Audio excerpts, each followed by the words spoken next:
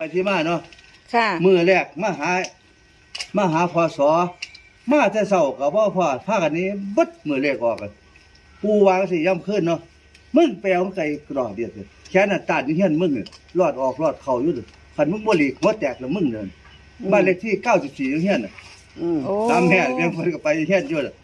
บ้านเลขที่94มันบ่ได้บอกจ้อยบัดนี้ก็เลยว่าบ้าคือช่วยแต่ว่าเป็นเลขอันพร้อมสร้างฮ้อนพร้อมมันออกแต่ตัวเก่าออก3443 944 ค่ะ 994ออกไม้พร้อมนะก็เลยตัดสินใจเบาดอกว่าเอาแม่มตัวนี้ล่ะซั่นดอก ฟันได้แท้ๆยังบ่เอาบ่พ่อ แม่นก็เลยเอา45 อืม 54นี่ล่ะอยู่ล่างพร้อม กระถึกอีก บ่ ได้ อยู่ล่างพร้อมนี่บ่ได้ว่าอยู่บนนี่ โอ้นึกว่าพ่อก งวด ลับ ที่บา เนาะ งสิบัดบักจ้อยเนี่ยซื้อมันบักจ้อยซั่นมันว่าผีนี่ล่ะ ค่ะ มาเฮียนบัดหลังจากเลขออกแล้ว มาวางสิเนาะเฮ้ยพ่อใหญ่เด้อให้แล้วบ่เอาเลยเด้อ94บัดบ้านนี่จ้อยสิบอกพ่อใหญ่มันวางสิเนาะ ตัวได้พ่อ มันก็บอก